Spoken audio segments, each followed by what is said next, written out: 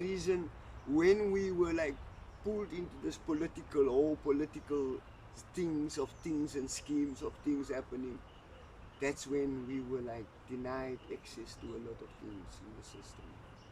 That's when they put us one side and say no, they're too dangerous. Yeah. So you're on their blacklist? We still are. Still? We still are. You won't believe.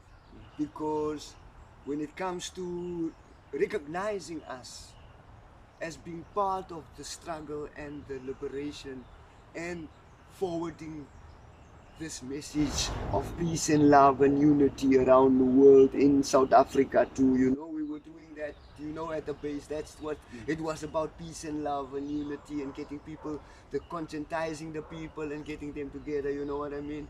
But we were not recognized in South African history and part of the ANC history. So we don't want to be actually, part of that. We want to be just who we are. Yes. As the people, the music from South Africa. Yeah. And we Are decided. you from Africa, not one party? You know what I mean? Yeah. So yeah, that was the story. I call it the Mandela story of the Sons of Selassie, because it was really dealing with the campaign of Mandela becoming president.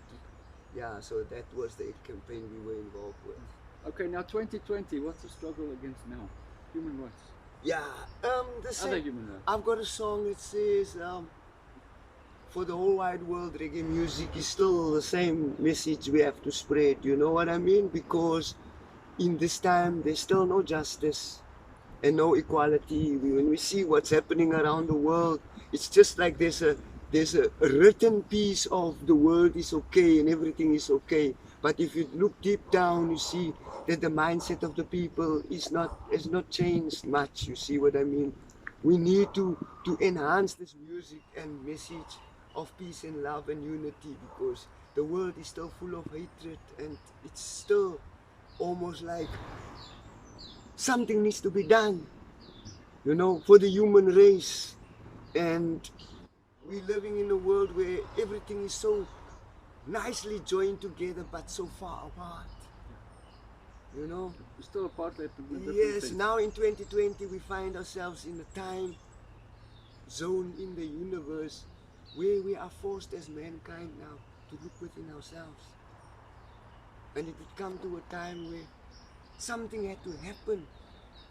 Like it was like apartheid or the wars or whatever happened, colonialism in the past, something had to happen to stop it.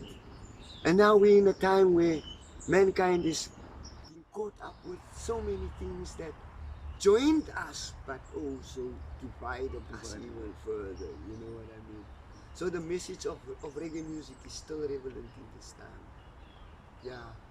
I can listen to a song of the 80s and I can still sing, oh yo, it's things are still the same.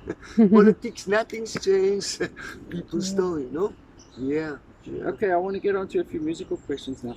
Your first Rasta Rebel tape. The Rasta Rebel tape? Yes, we are rising. Rasta Rebel tape. Yeah, you did that in 1989 and you say it sold out. Yeah. And it was... thought about re-releasing it? Because people are buying tapes again. Yeah. Not in the cassette form. I'm gonna have to release it like on CD and make it available on online and things like that. You know what I mean? I would love to release it as a tape because it was the first cassette that we actually, produced, and that was our first format that we sold. We were not in studios and record labels because they were so scared to deal with us. So did you record this in your shack live? Not really. It was between digital and live. Okay, so where did you record it? I recorded it in Muizenberg. Okay. Sorry, Marina de Gama. Marina de Gama, okay. Marina de Gama, in the studio always? Yeah, in the studio. My friend, the one friend, as the band progressed, I got like a white guy in the band, he was playing keyboards, just to break the barriers and things like that. And he was a youngster from Muizenberg, and he joined the band. Michael Hatting is his name. Michael Hatting. Michael Hatting, yeah. He joined the band, and So he became the first, and he's a producer of the Changes album. So we worked from Rasta Rebels. We worked towards releasing the Changes album. The Changes was vinyl, CD, Vinyl, CD, and cassette. Yeah. and that was released in a lot of countries. It was worldwide. Yeah, it was the first. That was our first album, and it went international. Do you know how well it sold overseas? No idea. That's the problem we had, because we were signed up to a record label, Joburg, Cape Town. So we were like, and it was like international deals and stuff, and we were only signed through the Cape Town Krakatoa Music Works, which dealt with Ria Music in Joburg. Okay. And Ria Music worked with Hilton Rosendal. Yes. Yeah, Johnny Clegg. Yeah. So they handled the he had an distribution. interest in us, but the system made things so tough for us. I mean, we would have been like Johnny Clegg, because he had that potential to push artists to the level. So we were released in the States and on the charts, world music charts and stuff like that. But it was tough for us being at home and all these things happening outside, and we couldn't go out the country.